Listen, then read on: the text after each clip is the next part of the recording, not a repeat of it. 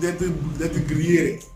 Bon, alors, rapidement, il y a toutes sortes de pièces et de composants électroniques dans un téléphone portable. Ces pièces et composants peuvent être divisés en grandes pièces et petites pièces. Cet article explique tout sur les grandes pièces et les composants d'un téléphone portable et leurs fonctions. Donc, ce que nous allons voir aujourd'hui, comme vous le voyez, ce sont les circuits intégrés, ce que nous appelons les IC. Les IC, les circuits intégrés. Ou bien intégrer le circuit que nous appelons IC. Lorsque vous apprenez à réparer un téléphone portable, il est important d'identifier ces composants et comprendre leurs fonctions. Ici, je dois également vous rappeler que tout PCB d'un téléphone mobile, le PCB d'un téléphone mobile, c'est la carte. Le PCB, ce que nous appelons PCB, c'est Print Circuit Board. Print Circuit Board. Nous appelons PCB, c'est Print Circuit. Comme j'ai normalement le gars qui doit vous faire parler aussi, je suis en train de négocier avec lui. Inch'Allah, il va vouloir mais on va plutôt rencontrer. C'est soit Printed Circuit Board. C'est à peu près voilà, ce qui est imprimé. Que nous allons aussi voir tout à l'heure. Les circuits board, nous appelons PCB. Déjà, vous dites PCB, si vous ne comprenez pas ce que c'est le Print Circuit Board. Alors, je dois également vous rappeler que tout PCB d'un téléphone mobile est divisé en deux sections, à savoir la section réseau, la section d'alimentation. Les smartphones modernes ont également une section audio dédiée. Jetez un coup d'œil à l'image ci-dessous pour comprendre les PCB d'un téléphone portable. Nous allons maintenant voir le diagramme d'un PCB portable, ce que nous voyons généralement. Et ici, en regardant un peu ce PCB, vous allez remarquer que si j'agrandis un tout petit peu, je crois que c'est bon, j'augmente. Ouais, je crois que c'est bon. Hein? Alors, si j'agrandis un peu sur l'image, vous allez remarquer que vous avez là à peu près ce que nous avions regardé, ce qu'on avait déjà vu. C'est par exemple le point d'antenne qui est là, l'antenne switch, le LX, c'est-à-dire la partie réception, l'oscillateur de fréquence, le filtre, pardon, de réception. Vous avez le PO ou le PFO ou le PA, vous avez le BFI qui est là, qui l'ensemble, tout ensemble de cette partie que vous voyez, c'est la partie réseau, ce que nous avons appelé Network Section.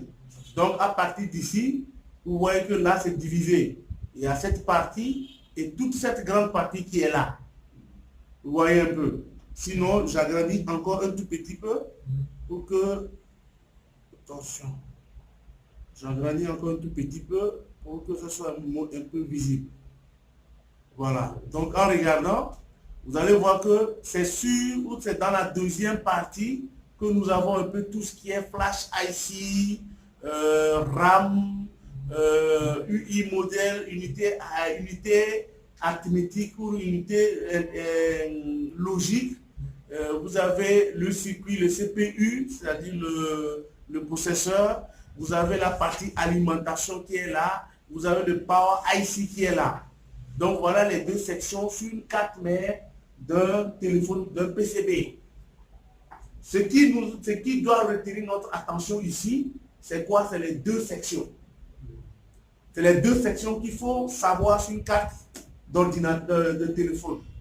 Très important. Les deux parties d'une carte d'ordinateur et d'un téléphone portable, d'un smartphone. Aujourd'hui, vous ne devez plus, lorsque vous voulez réparer par exemple un smartphone, aller toucher n'importe quel circuit. Non, ça c'est fini ça. C'est-à-dire que c'est lorsque nous ne maîtrisons pas un schéma électronique qu'on peut le faire. Mais aujourd'hui, ou à l'heure où nous sommes, si on vous remet une carte, un téléphone à faire, vous devez être capable de savoir que sur une carte, ce n'est pas n'importe quel circuit on touche. Ce n'est plus n'importe quel circuit aux touches. Il y a deux parties sur une carte d'ordinateur. Il y a deux parties essentielles. La partie réseau et la partie alimentation. Comme nous l'avons vu dans d'autres, et nous le verrons dans un autre cours tout à l'heure, si nous commençons par ouvrir les téléphones. Nous allons les voir. Vous avez des cours dédiés à chaque téléphone, de l'iPhone 6 ou de l'iPhone 5 jusqu'au Samsung S10, qui seront projetés également comme ceci, que vous allez voir avant d'avoir cette possibilité de l'ouvrir. Comment est-ce qu'on l'ouvre? Ce n'est pas pour rien qu'on n'utilise pas de tournevis. Donc nous allons le voir aussi également. Donc en dehors de ça, je vais réduire un peu pour revenir au cours. Je réduis un peu juste. C'est bon. Nous continuons un tout petit peu. Les parties d'un mobile, les parties d'un mobile de téléphone cellulaire et leurs fonctions. Nous avons le commutateur d'antenne. Le commutateur d'antenne. Il se trouve dans la section réseau d'un téléphone mobile et est composé d'un métal et d'un non-métal. Dans les ensembles GSM, il se trouve en couleur blanche et dans les ensembles CDMA, il se trouve en métal doré.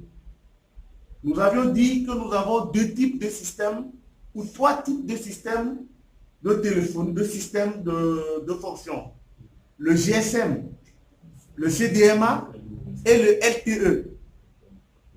Le LTE, c'est ce que nous utilisons aujourd'hui, que nous appelons les téléphones de dernière génération. Voilà. C'est ce que nous appelons les LTE. Donc ici, on nous dit aujourd'hui que dans les GSM, dans l'ensemble des GSM, il se trouve en couleur blanche et dans les parties CDMA, il se trouve en non-métal. L'antenne switch que nous appelons commutateur, c'est ce que vous êtes en train de voir ici. Tout petit comme ceci, avec une couleur métallique dessus, c'est-à-dire aluminium. Sur d'autres téléphones que vous avez, les smartphones, c'est en doré. C'est en doré. Quand nous allons reprendre le schéma même d'un téléphone, smartphone, on va revenir aussi dessus parce qu'ils vont nous le montrer également. D'accord? Donc, après l'antenne switch, vous avez le PFO. Le PFO que nous avons appelé Power Ampa, c'est-à-dire le Power Amplifier. Il se trouve près du commutateur d'antenne, dans la section